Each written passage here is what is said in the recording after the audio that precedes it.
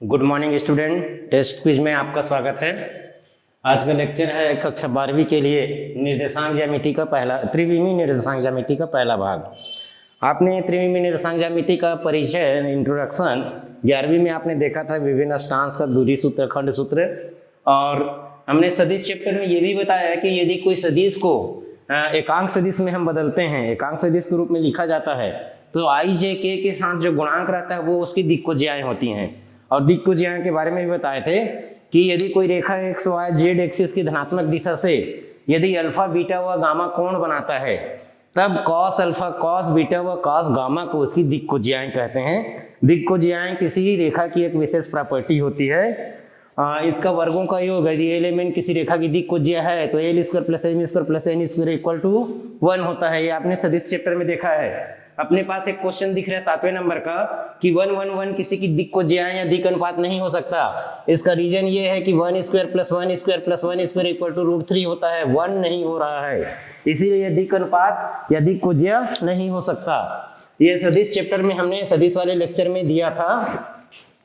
और कोई भी जैसे दो सदिश हैं, जैसे ए है, यदि इसको हम यूनिट वेक्टर के रूप में लिखें तो जो इसका L1 I plus M1 J plus N1 K और दूसरा वेक्टर B है तो यूनिट वेक्टर है और इसके component I plus M2 J plus N2 K है, तो L1 M1 N1 इसकी दिक्कोज्याएं हैं और L2 M2 और N2 इसकी दिक्कोज्याएं हैं। अब इनके बीच का कोण यदि हम निकालें, इनका बीच का कोण निकालें या इसका डॉट प्रोडक्ट लें, A cap dot B dot, तो L1 L2 plus M1 M2 plus N1 N2 आएगा और ये हो जाएगा mod of a mod of b cap mod of a cap cos इनके बीच का कोण। तो किसी भी दो रेखाओं की दिक्कोज्याएं हमको पता हो तो उनके बीच का कोण इस सूत्र से दिया जाएगा, M1 M2 plus N1 N2। किसी भी रेखा के लिए एक वो भी परिभाषित करते हैं जो उनके दिक्कोज्या कुछ तीन अंक परिभाषित करते हैं, 3 संख्या जो उसके दिक्कोज्याओं के समानुपाती होता है। दिक्कोज्या नहीं होता तो उसको दिक् अनुपात कहा जाता है। यदि किसी रेखा का दिक् अनुपात A1 B1 C1 है या ABC है तो A upon under root a square plus b square plus c square, b upon under root a square plus b square plus c square and c upon under root a square plus b square plus c square उसकी दिक्कोज्याएं हो जाएंगी यदि दिक् अनुपात पता है तो देखिए, अब दिक् अनुपात की परिभाषा से 7वें नंबर के प्रश्न को तो हमने बता दिया।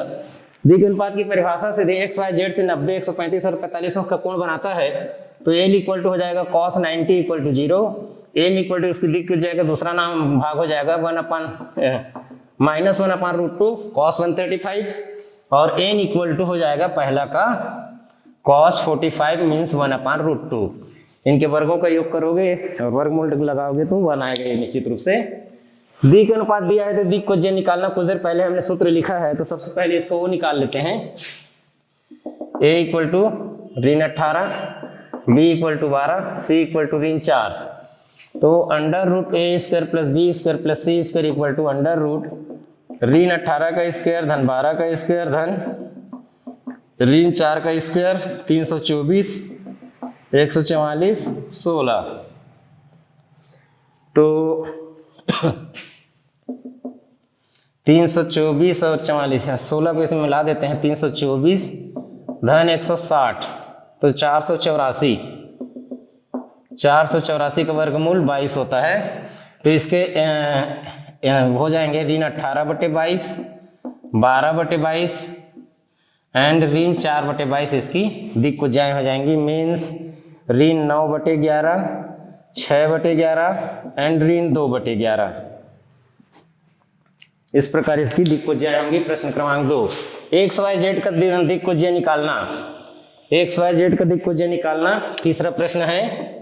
तो एक्स अक्ष जो है अक्षों के साथ 0 डिग्री 90 डिग्री और 90 डिग्री बनाएगा।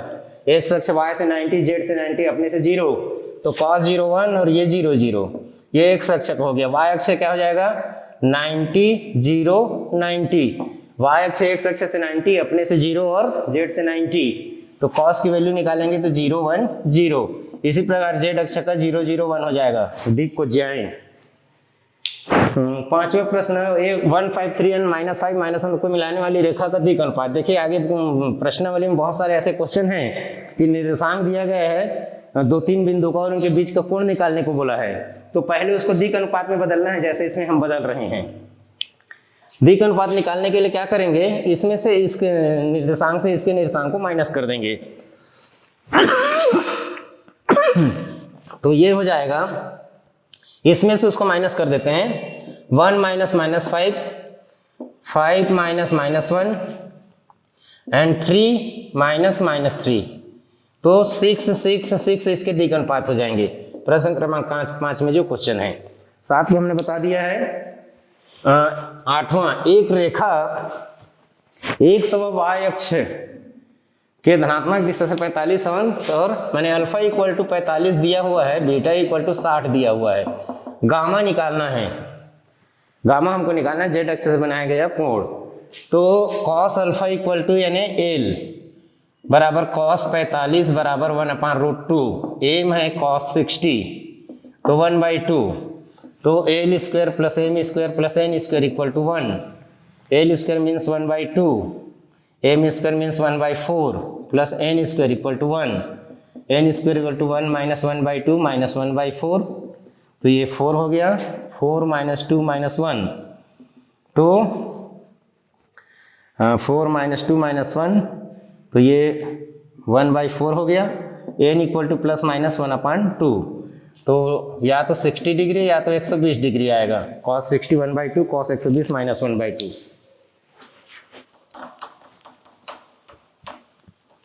प्रश्न क्रमांक 8 है। प्रश्न क्रमांक 10, अक्षों से अल्फा बीटा गामा कोण बनाता है तो हमको सिद्ध करना है।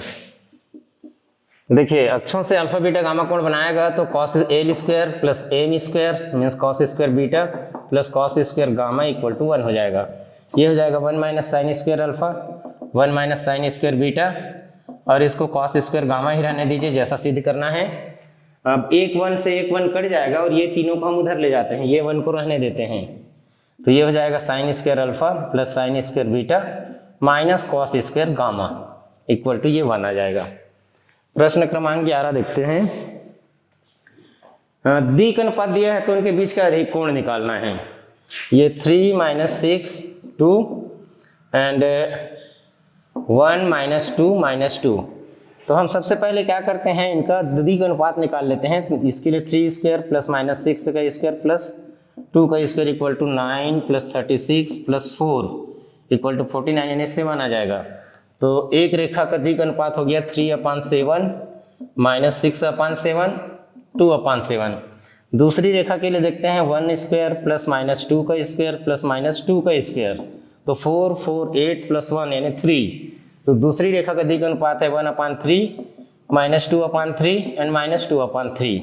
तो इनका बीच का कोण यदि थीटा है तो cos theta = this into this, 3/7 into 1/3 minus 6/7 into -2/3 plus 2/7 into -2/3। तो ये 3 3 कट गया, या 21 में ही रहने दीजिए पूरे को। ये 3 हो जाएगा, ये +12 हो जाएगा और ये -4 हो जाएगा। तो 11/21 आ रहा है। इसमें थोड़ा देख लेते हैं आंसर को। प्रश्न क्रमांक 11, ठीक है 11/21, लेकिन ये प्लस रहेगा तो एक्यूट एंगल होगा, तो माइनस में लेना होगा अधिक कोण के लिए। यदि थीटा अधिक कोण है तो cos इनवर्स -11/21 आएगा। इस प्रकार इनके बीच का अधिक कोण बोला था। cos थीटा जब पॉजिटिव होगा तो वो फर्स्ट क्वाड्रेंट का होगा, नेगेटिव होगा तो सेकंड क्वाड्रेंट का होगा। नेक्स्ट है ए बी सी व बी - सी सी - ए - बी दिक् अनुपात है तो उनके बीच का कोण निकालना है। दो कोण का यदि एक दूसरे के लंबवत हैं तो L1 L2 plus M1 M2 plus N1 N2 = 0 होता है। = 0 होता है क्योंकि cos 90 0 cos थीटा के बराबर था, cos 90 0 होता है। इसके दिक् अनुपात के रूप में बदलेंगे तो A1 B1 C1, तो A1 A2 plus B1 B2 plus C1 C2 = 0 हो जाएगा। तो A1 B1 C1 ये है, B - C C - A A - B ये है। तो इनके बीच का कोण लंबवत सिद्ध करना है, इनके बीच का कोण निकालना है, तो ये तो ऑटोमेटिक 90 डिग्री जैसे दिख रहा है।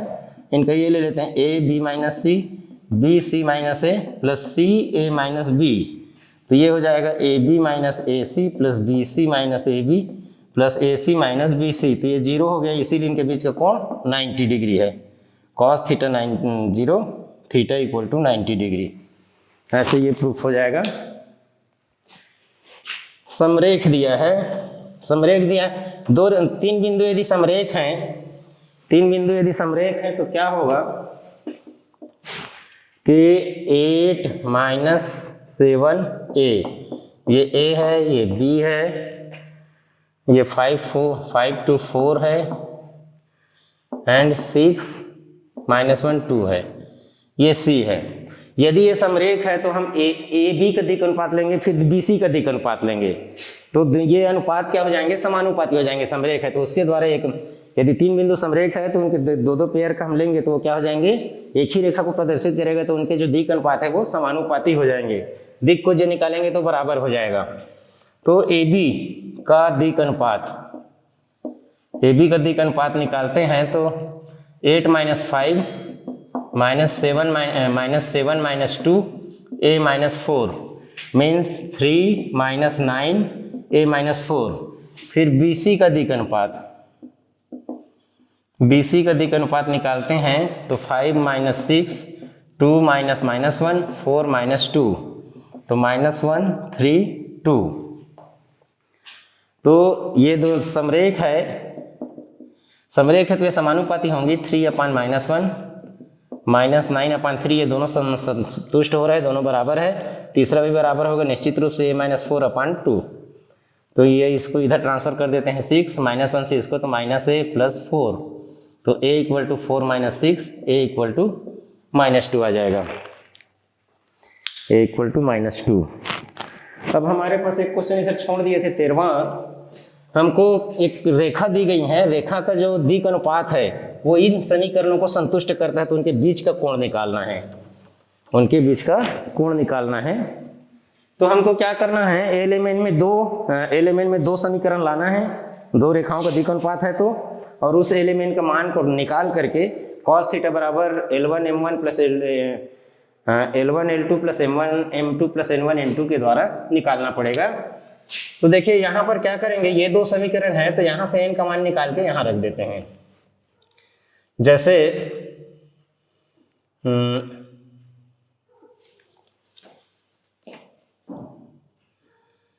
L plus M plus N, 13वां का फर्स्ट इक्वल 0 दिया है, n equal to minus L plus M, दूसरा है L square plus M square minus N square equal to 1।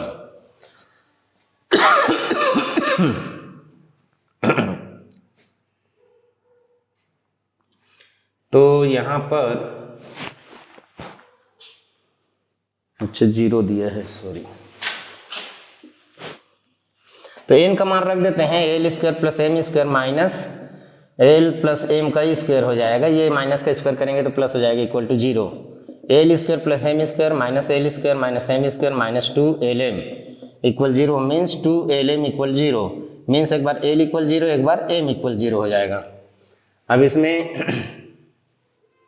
इसमें हमको आगे रखना है एल इक्वल 0 और एम इक्वल 0। जैसे एल इक्वल 0 रखेंगे तो एल इक्वल 0 रखेंगे तो m square minus N square equal to 0 हो जाएगा, यानी एम प्लस एन इक्वल 0 या एम माइनस एन इक्वल 0 ऐसे। तो यहाँ से एल वगैरह की वैल्यू निकाला जा सकता है। एल इक्वल माइनस एम करेंगे तो एल इक्वल 0 हो जाएगा।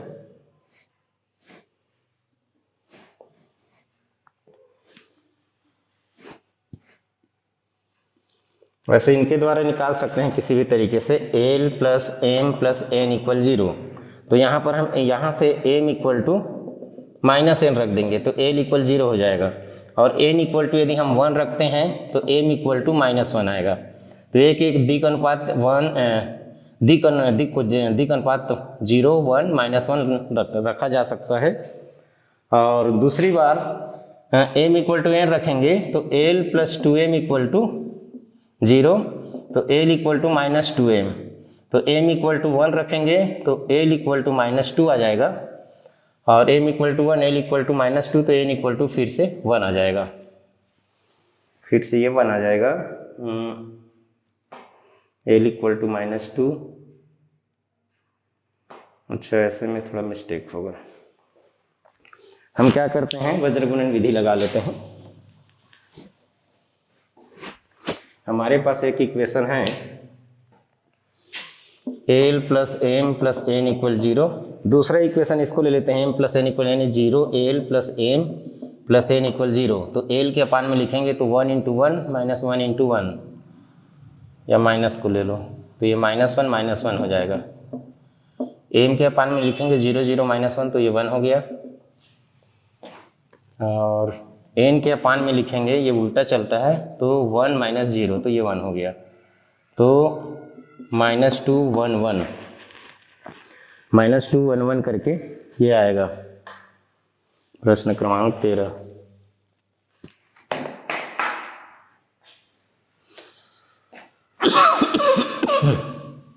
यदि प्लस लेते तो ये 0 रहता, और ये 1 -1, और ये 1, हाँ ठीक है, इसी को लेते हैं।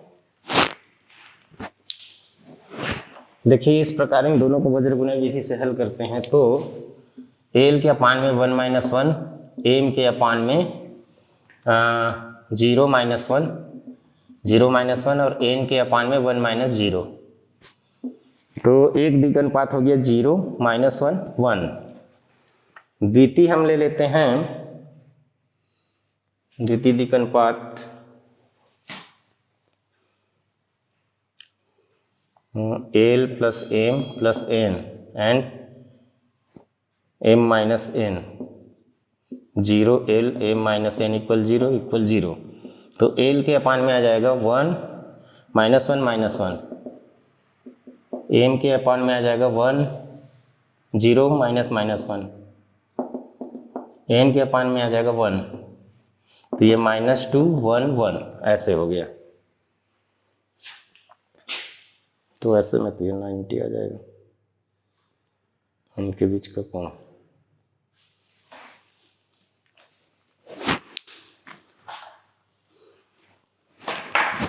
चलिए इसको थोड़ा बाद में देखते हैं। अच्छा, एक बार l इक्वल 0, एक बार m इक्वल 0 लेना था, सॉरी इसी को 2 बार नहीं लेना था, ये l इक्वल 0 था और एक बार m इक्वल 0 लेना था। m इक्वल 0 करके बनाएंगे तो इसमें 0 आ जाएगा, l plus m plus n, l plus 0m plus n equal 0 ऐसे लेना था, तो l अपान आ जाएगा 1 -0, m के अपान में आ जाएगा 1 -1 एंड n के अपान में आ जाएगा 1 -1, n के अपान में 0 -1, तो दूसरा द्विघानुपात 1 0 -1 हो जाएगा, 1 0 -1 हो जाएगा। तो अंडर रूट पहले का निकालेंगे तो 0 + 1 + 1 तो √2, और दूसरा का हो जाएगा